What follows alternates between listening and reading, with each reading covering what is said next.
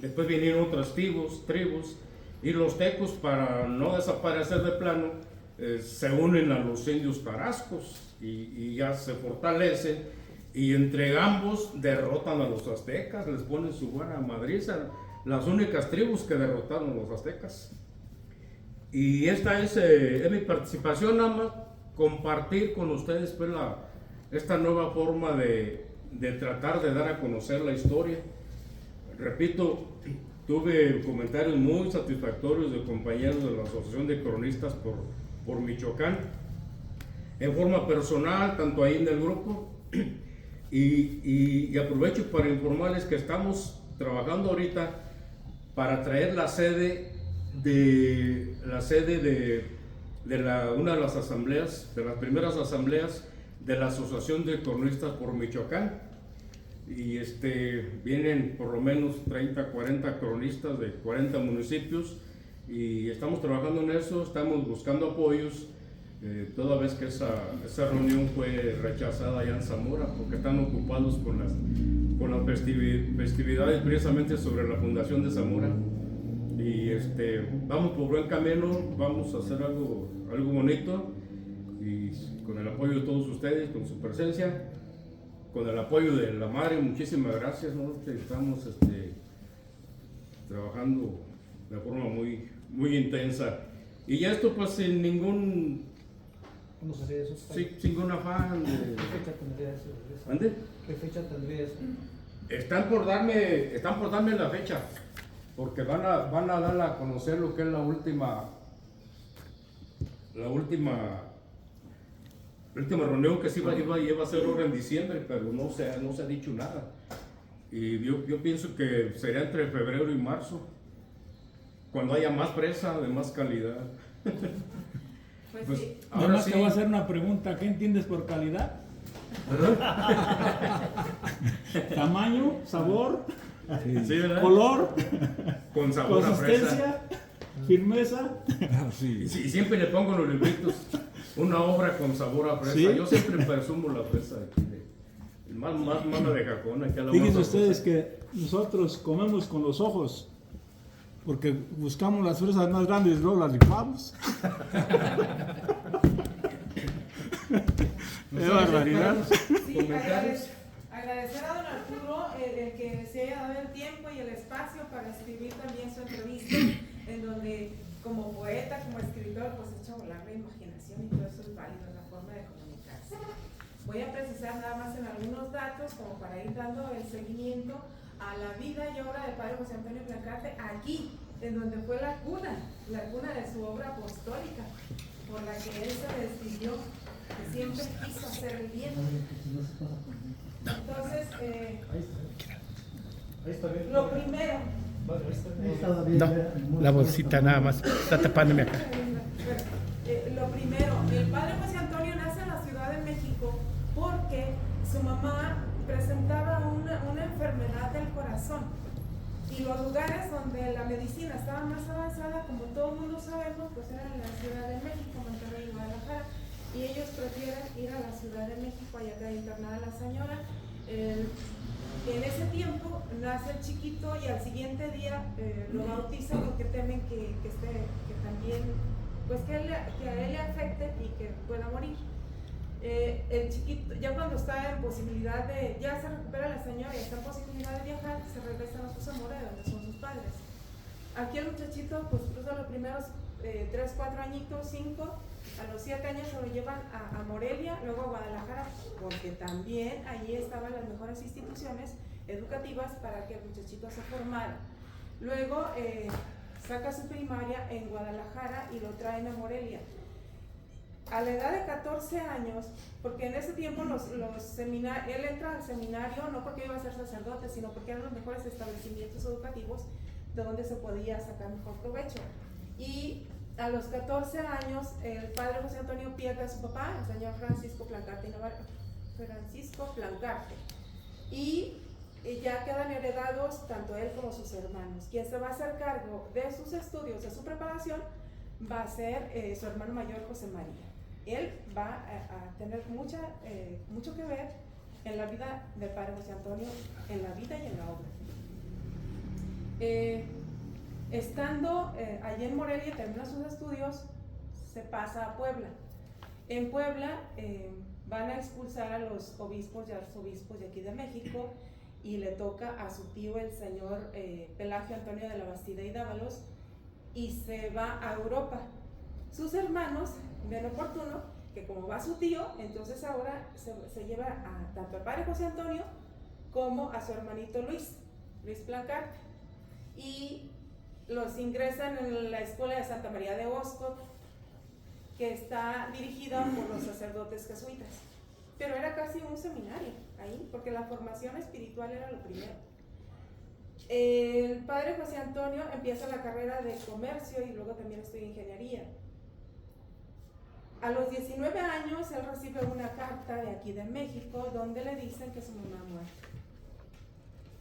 Él, que había dejado a su familia prácticamente a muy corta edad, empieza a una introspección muy profunda. Dice que poco dura lo que se ama en este mundo. Y entonces empieza a ver cuál es el camino que a él le corresponde, el camino que le corresponde seguir. Y después de mucho meditar, de mucho reflexionar y todo, va a descubrir, mucho tiempo, mucha reflexión, mucha oración, mucha consulta, que lo más conveniente para él es trabajar por la gloria de Dios. Y entonces se va a ser sacerdote. De ahí se va a pasar a Roma para continuar sus estudios. Tiene que decir esta noticia a su familia, sobre todo a José María, que es el que lo viene sosteniendo en su preparación. Y ya se pueden imaginar la actitud de José María, tanto gasto, tanto viaje, tanto todo, que teníamos la esperanza en ti, que vinieras a reforzar los negocios, los asuntos de aquí de familia, que obviamente ya sus hermanos más mayores ya habían estudiado allá, pero bueno, pues eran los chiquitos, entonces ellos tenían que venir con nuevas técnicas, nuevas iniciativas para reforzar las empresas que ellos tenían. Y sucede que ahora se va a considerar sacerdote, pues entonces lo va a tachar hasta incluso de hipócrita. Te fuiste con una idea, ya llevabas tus intenciones y ahora nos resulta que vas a cambiar de rumbo. El padre José Antonio tiene que enfrentar esas realidades y seguir lo que él ha pensado. Es ordenado en el templo de San Ignacio de Loyola, que es el fundador de los jesuitas, y su primera misa o cantamisa, que le decimos nosotros, la celebra en el altar de San Luis Gonzaga. Cuando él está en la celebración de la primera misa, podemos decir, recibe como una iluminación. La idea de él ya tenía establecido regresar a su patria para hacer el bien, porque este fue su objetivo principal. Y regresa piensa regresar a la patria, pero además de sus funciones sacerdotales, va a dedicarse a la educación. Lo primero que hace al llegar aquí es que lo nombran vicario de Nuestra Señora de los Dolores en Zamora, y también vicario aquí en San Agustín, de tal manera que él tenía que transitar a pie o en caballo esta calzada, esta ruta. Ahí empieza él a pensar de la importancia de un medio de transporte que facilitara el traslado para las personas, porque esto también ya lo había visto allá en Europa.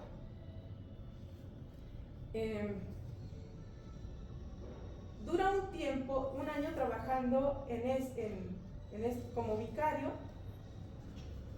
y el señor cura de aquí, de la parroquia de San Agustín, como ya estaba grande y ya estaba enfermo, muere. Luego el obispo lo pone el señor cura, y eso significa que va a durar unos poquitos años más, o sea, eso garantiza por el cargo que tiene.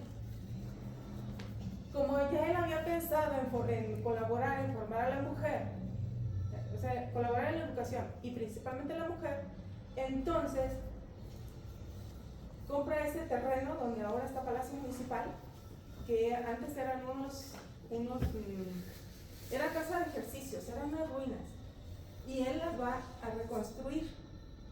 Y al año siguiente ella empieza a impartir clases con dos señoritas que obviamente no eran maestras, pero tenían una fuerte solvencia moral, eran personas buenas, laboriosas, virtuosas. Y él mismo se convierte en maestro de ellas, es director de la escuela, las señoritas son las maestras y van a empezar 17 alumnas. Después que ya tiene su colegio de San Luis Gonzaga, donde ahora es Palacio Municipal, compra el monasterio de los agustinos y ahí igual va a remozar todo y va a establecer el colegio de San Luis Gonzaga, porque ya decía don Arturo. Después de San Luis Gonzaga, colegio para varones, dice, bueno, el colegio para niñas y el colegio para varones. Y las niñitas que andan solitas, abandonadas, huérfanas, ¿ellas qué? ¿Quién va a ver por ellas? Compra entonces este terreno que era de cuadra a cuadra, en la casa de los Igartúa. ¿Sí estoy bien, ingeniero? Y aquí va a establecer el asilo de San Antonio. Aquí se les daba a las niñitas casa, vestido, sustento, el Santísimo Sacramento, la formación y todo. La gente entonces empezó a decir que este era el colegito de San Antonio. Pero tenía 15 años aquí el padre José Antonio y sus obras pues ahí las iba impulsando con apoyo, con su trabajo, con el apoyo de sus hermanos y de benefactores.